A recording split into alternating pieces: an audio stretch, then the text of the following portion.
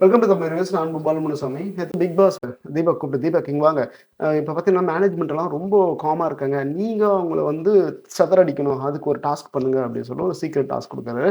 உள்ள போறாங்க. அந்த பர்ட்டிகுலர் விஷயம் வந்து ஸ்டூடண்ட்ஸ்க்கு மட்டும் கம்யூனிகேட் ஆகுது. அப்புறம் நைட்ல வந்து டாஸ்க்க எக்ஸிக்யூட் பண்றாங்க. அது கூட சேர்த்து ஒரு பிராங்க்கும் பண்ணலாம் அப்படின்ற ஒரு விஷயமும் சேர்ந்து பண்றாங்க. ஓகேவா? அதுல வந்து அவங்க எடுத்துக்கிட்ட விஷயம் வந்து சில பேர் லவ் பண்ணணுன்றாங்க, சில பேர் லவ் பண்ணக்கூடாது அப்படின்ற ஒரு விஷயமும் கொண்டு வராங்க உள்ள. ஓகே. ஸோ இந்த விஷயம் பேசிக்கலா இவங்க 1 வீக்கா பண்ணிட்டு இருக்கிறது வந்து ஒரு டாஸ்க். ஸ்கூல் டாஸ்க்ன்ற ஒரு விஷயம். அதுல வந்து பர்சனல் ரிவெஞ்ச்ன்ற பேர்ல நம்ம ஜாக்லின் ஒரு ரிவ்யூ சொன்னாங்க பாத்தியா? ஒவ்வொருத்தரும் கூப்பிட்டு மேனர்ஸ்னா என்ன? இப்படி பண்ணக்கூடாது. நீ இப்படி பண்ணக்கூடாது அப்படின்னு சொல்லி பர்சனலா அந்த டாஸ்க்குக்குள்ள சில பேர் வச்சு செஞ்சாங்கல்ல. ஸோ அது போல செய்யும்போது நீ ரியாக்ட் பண்ணது ஓகே. ஆ அதில கூட பார்த்தா ராணோ வந்து ரியாக்ட் பண்ணியிருப்பாரு. ராணோ ரியாக்ட் பண்ணிட்டு கம்முனு வெளிய அனுப்பிச்சிருப்பாங்க. வெளிய போயிருப்பாரு. அது வந்து பெர்ஃபெக்ட்லி ஃபைன். அந்த மாரி விஷயங்கள் பண்ணும்போது தீபக்கும் ரியாக்ட் ஆயிருக்கணும். ஆனா தீபக் வந்து அங்க சரி டாஸ்க்ன்ற பெர்ஸ்பெக்டிவ்ல கம்முனு கை தட்டி உட்கார்ந்திருந்தாரு. ஸோ அவர் ரியாக்ட் ஆயிருந்தா இன்னும் நல்லா இருந்திருக்கும் அப்படின்னு தான் நினைக்கிறோம். அதுக்கப்புறம் வந்து இந்த டாஸ்க் வரலாம். இந்த டாஸ்க் வந்து எக்ஸிக்யூட் பண்றாங்க. ஆ ஒரு கட்டத்தில வந்து லவ் பண்ணணும், லவ் பண்ணக்கூடாது அப்படின்ற விஷயமெல்லாம் பெருசா வெடிக்குது. இல்ல சத்யா ஓரளவுக்கு பெர்ஃபார்ம் பண்ணாருன்னு தான் சொல்லுவேன். ஆனா ராணா வந்து பிச்சு வச்சுட்டாரு. நம்மளுக்கு பார்க்குறவங்களுக்கு தெரியும்ல. பையன் வந்து எப்படி பண்றான் அப்படின்னு ப்ரோவோக்கிங் ஸ்கில் வந்து ரொம்ப அதிகமா இருக்கு ராணாவுக்கு. அந்த பாடி லாங்குவேஜ் இருக்குல்ல, உண்மையிலேயே அது வந்து ஆப்போசிட்ல இருக்கிறவங்கள வந்து ப்ரோவோக் பண்ணும். அந்த விஷயங்கள அவர் பண்ணியிருந்தாரு. அது கோவப்படுத்துற மாரி சில விஷயங்களும் நடந்தது. பவித்ரான்னு ஒருத்தர் இருக்காங்கல்ல, இத்தன நாளா இருந்ததுக்கு இன்னைக்கு தான் ஏதாச்சும் ஒரு கான்ட்ரிபியூஷன் அப்படின்ற மாரி. அதாவது வந்து டாஸ்க் அவங்க பெர்ஃபார்ம் பண்ணுவாங்க. அது இல்லன்னு சொல்லல. டாஸ்க்க தாண்டி வீட்டுக்குள்ள ஸோ கத்தி கூப்பாடு போற விஷயங்கள் எல்லாம் வந்து பார்ட்டிசிபேட் பண்றது மோஸ்ட்லி இதான் அப்படின்னு சொல்லிட்டு நினைக்கிறேன். ஸோ அதுபோல வந்து ஒரு லவ் போர்ஷன் ஸ்டார்ட் ஆகுதுப்பா. ஸோ ஸ்டார்ட் ஆகி ஒரு கட்டத்துக்கு மேல 2 பேரும் கத்த ஆரம்பிச்சுட்டாங்க. சில பேர் பார்த்தீங்கன்னா, இங்க ஸ்ட்ரைக் பண்ணவும் ஆரம்பிச்சுட்டாங்க. ஸோ இது வந்து பார்க்கிற உள்ள இருக்கிற எல்லாருக்குமே தெரியும். இது ஒரு அ ஸ்கிரிப்டட் டாஸ்க். ஸோ டாஸ்க்னாக்கா அவங்க வேலைய அவங்க டாஸ்க்க அவங்க பெர்ஃபெக்ட்டா பண்றாங்க. ஒருத்தர் அவங்க டாஸ்க்க பெர்ஃபெக்ட்டா பண்ணும்போது, நீங்க மேனேஜ்மென்ட்ல இருக்கிறவங்க வந்து நீங்க இவ்ளோ ரியாக்ட் பண்ண வேண்டிய அவசியமே கிடையாது. அங்க அருண் ரியாக்ட் பண்ண விஷயம் வந்து நல்லா இருந்தது.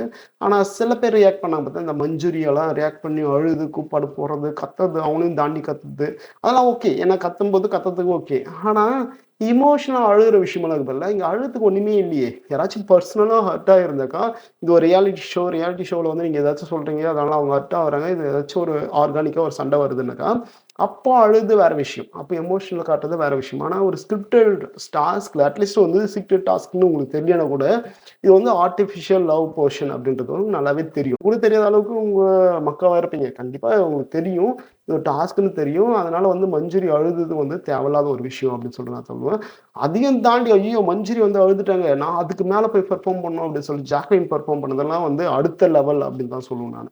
ஸோ இது போல வந்து ஓவர் எமோஷன். அவங்க டாஸ்க் பண்றாங்க. அவங்க டாஸ்க் பண்ணி அவங்க ஹைலைட் ஆவறது புடிக்காம, இவங்க வந்து இந்தாண்ட பக்கம் ட்ரிகர் ஆயிட்டு, அந்த ஃபோக்கஸ் நம்ம பக்கம் திருப்புறாங்க பாத்தியா? அதெல்லாம் வந்து ரொம்ப ஒரு என்ன சொல்றது? ஒரு கிளவரான பிளான் கூட சொல்லலாம். அதுக்கப்புறம் ஜாக்கின் உள்ள போயிட்டு சவுண்ட் மட்டும் தான் வந்தது. உண்மையிலேயே அழுதாங்களா? இல்ல அழுகுற மாரி நடிச்சாங்களா? அப்படின்றது கூட நம்மளுக்கு ஒரு கேள்விக்குறியா இருக்கு. ஏன்னா நீங்க அங்க அழுறதுக்கு உங்களுக்கு ஸ்கோப்பே கிடையாதுங்க. உங்கள பத்தி அவங்க டைரக்ட்டா எதுவுமே சொல்லல. அவங்க 2 பேருக்குள்ள நடக்கிற ஒரு சண்டையில, நீங்க உள்ள போயிட்டு நீங்க தடுக்க வேண்டியது உங்க கடமை. அத விட்டு நீங்க அழுக வேண்டிய அவசியம் அங்க கிடையவே கிடையாது. ஒரு மேனேஜ்மென்ட் வந்து 2 ஸ்டூடண்ட்ஸ்குள்ள சண்டைனாங்க, நீங்க எழுதிட்டு இருக்கீங்க. உங்கள டார்கெட் பண்ணி ஏதாவது சொன்னாங்க. உங்கள டார்கெட் பண்ணி அவங்க ஸ்பெசிஃபிக்கா எதுவுமே சொல்லல.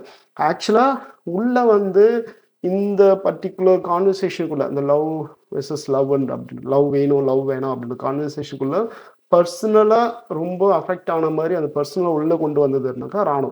ராணோ வந்து ரொம்ப நல்லாவே நடிச்சிருந்தாரு. அதுல வந்து என் பேர் கூட உங்களுக்கு தெரியல அப்படின்ற மாரிலாம் அங்க இருக்க கண்டஸ்டன்ட் சொன்ன விஷயமெல்லாம் வந்து அவரு தான் கொஞ்சம் க்ளோஸரா ஒரு எமோஷனல் கனெக்ட் ஆகுற மாரி வந்தது. ஆனா அந்த பர்ட்டிகுலர் விஷயத்த டீல் பண்ணது யாருனாக்கா அருணு, அப்புறம் மஞ்சரி. ஸோ இவங்க 2 பேரும் தான் அங்க டீல் பண்ணியிருந்தாங்க அந்த விஷயத்த. ஆனா தேவையே இல்லாம இந்த ஜாக்லின் வந்து மஞ்சரி அழுதத பார்த்துட்டு இங்க அழுததெல்லாம் வந்து மிகப்பெரிய ட்ராமா குயின் இல்ல ட்ராமா விஷயமா அப்படின்னு தான் நான் பார்ப்பேன். அத வந்து முத்துக்குமாரும் பார்த்து சொல்லியிருந்தாரு. ஸோ மஞ்சரி அழுதாங்க. அதுக்கு பதிலா கவுண்டர் பண்ற மாரி இவங்க அழுதுருக்காங்க அப்படின்ற விஷயமெல்லாம் அவங்க சொல்லியிருந்தது நம்மளால பார்க்க முடியுது. ஸோ ஓவரால் இந்த பர்ட்டிகுலர் ட்ராமால நல்லா பெர்ஃபார்ம் பண்ணது ராணவ். அதுக்கப்புறம் பார்த்தா சத்யா. அதுக்கப்புறம் சவுண்ட். சவுண்ட் வந்து பேசணும்னு சொல்லிட்டு நடுவுல ஏன்னு கத்துறதெல்லாம் வந்து என்ன சொல்றதுன்னு தெரியல. பாயிண்ட் இல்ல. பட் வந்து ராணா அவங்கள வந்து டைரக்ட்டா ராமினேட் பண்ணிட்டாரு அப்படின்ற பெர்ஸ்பெக்டிவ்ல ராணா மேல சில வன்மங்கள கொட்டியிருந்தத நம்ம பார்க்க முடியுது. From the மண்டேலருந்து. மண்டே எப்போ அவங்க நாமினேட் பண்ணாங்க. அப்ப இவருக்கு கேம் இல்லையான்னு தெரியல. என்னமோ என்னவோ கேம்ல புலி மாரியும் கிட்டத்தட்ட ஒரு 30 நாள், 39 நாள் இவங்க தான் அப்படியே கேம திருப்பி பல ட்விஸ்ட் எல்லாம் தந்து கூப்பிட்டு போற மாரியும் நேத்து வந்தவங்கள பார்த்து, "உனக்கு விளையாடவே தெரியல" அப்படின்ற மாரிலாம் சொல்ற விஷயமெல்லாம் பார்க்கறதுக்கு சிரிப்பா இருக்கு. நீங்க எப்படி உள்ள இருக்கீங்க அப்படின்னு பார்த்தாக்கா, கண்டிப்பா டேட்டாஸ் வச்சு பார்க்கும்போது, கண்டிப்பா உங்களுக்கு பெர்ஃபார்மன்ஸ் உள்ள எதுவுமே கிடையாது. டாஸ்க்கும் கிடையாது. மோசமா பெர்ஃபார்ம் பண்ணவங்கள்ல டாப் 2 ஆர் டாப் 3 எடுத்தீங்கன்னா, கண்டிப்பா நீங்க வந்துருவீங்க. அந்த அளவுக்கு தான் உங்களோட வின்னிங் பெர்சன்டேஜே இருக்கு. அப்படியே சில கேம்ஸ் வின் பண்ணாலும், அதுல உங்களுக்கு கான்ட்ரிபியூஷன்ஸ் எடுத்து அனலைஸ் பண்ணி பார்த்தா, ரொம்ப லோவா தான் போகும். ஸோ அந்த அளவுக்கு தான் நீங்க வெளியாடுறீங்க. சரியா? விளையாட்டு இல்ல, உள்ள வந்து அந்த சில பிரச்சனைகள ஹேண்டில் பண்ற விதமெல்லாம் சுத்தமா செய்யவும் இல்ல. பட் நீங்க இருந்தாலும் அந்த 25% 23, 24, 25, 6 அந்த ரேஞ்சுல இருக்கீங்க. அந்த பெர்சன்டேஜ் எங்கேருந்து வருது அப்படின்னு ஆராய்ச்சி பண்ணாக்கா, கண்டிப்பா பின்னாடி ஒரு பிஆர் கும்பல் வேலை செஞ்சுட்டு இருக்கு அப்படின்றத வந்து ஈஸியா கண்டுபிடிச்சுக்க முடியும். ஆனா நீங்கலாம் பார்த்து ராணாவ பார்த்து சொல்ற விஷயமெல்லாம் வந்து பார்க்கறதுக்கு ரொம்ப காமெடியா இருந்தது. எப்படி கூச்சம் இல்லாம இது போல சொல்றீங்க அப்படின்னு சொல்லிட்டு நமக்கும் புரியல. அதுக்கப்புறம் ராணாவோட கிராஃப் வந்து கிராஜுவலா இன்கிரீஸ் ஆவுது நம்ம பார்க்க முடியுது. ராணா கிட்டத்தட்ட 3%, 4% அப்படி இந்த 2 நாளைக்கு முன்னாடி. நான் இன்னும் டேட்டாவ அனலைஸ் பண்ணி பார்க்கல. எந்த ரேஞ்சுல அவர் ஸ்டார்ட் பண்ணாரு அப்படின்னு சொல்லிட்டு. பட் நம்மகிட்ட வந்து டேட்டாஸ் இருக்கு. ஸோ எந்த ரேஞ்சுல மண்டே ஸ்டார்ட் பண்ணாரு. கிட்டத்தட்ட இப்போ வந்து பார்த்தீங்கன்னா 9% அன்அஃபிஷியல் வோட்டிங்ல அவர் வாங்கியிருக்காரு. So Rana is doing well. Rana வந்து ஹைலைட் பண்ணத நம்மளால ஈஸியா பார்க்க முடியுது. ஸோ மத்தபடி அந்த பர்ட்டிகுலர் லிஸ்ட்ல இருக்கு பாத்தியா, வோட்டிங் பெர்சன்டேஜ்ல இப்போ கொஞ்சம் ரிஸ்கியான இடத்துல இருக்கிறது வந்து ரியா, ஆஸ் வெல் அஸ் மஞ்சரி. ஸோ கண்டிப்பா மஞ்சுரியோ ரியாவோ கம்பேர் பண்ணும்போது கண்டிப்பா மஞ்சுரி உள்ள இருக்கலாம்னு தான் நினைக்கிறேன். ரியா வந்து மேபி வெளிய போறதுக்கான வாய்ப்புகள் ரொம்ப அதிகம் அப்படின்னு சொல்றான்னு நினைக்கிறேன். ஆனா ரியா இன்னும் கேம் ஸ்டார்ட் பண்ணல. ஸோ ஸ்டார்ட் பண்ண வராங்க. பட் அந்த ஆட்டிட்யூடால அது தள்ளி போகுதோ அப்படின்னு சொல்லிட்டு நான் நினைக்கிறேன். So that's it for the day. உங்களுக்கு இந்த பர்ட்டிகுலர் ஸ்கிரிப்ட்ல நடந்த விஷயங்கள் என்ன? ஸோ இன்னும் உங்களுடைய கருத்துக்கள் என்ன அப்படின்னு சொல்லிட்டு கமெண்ட்ல போடுங்க. Thank you so much for வாட்சிங் த வீடியோ. பை.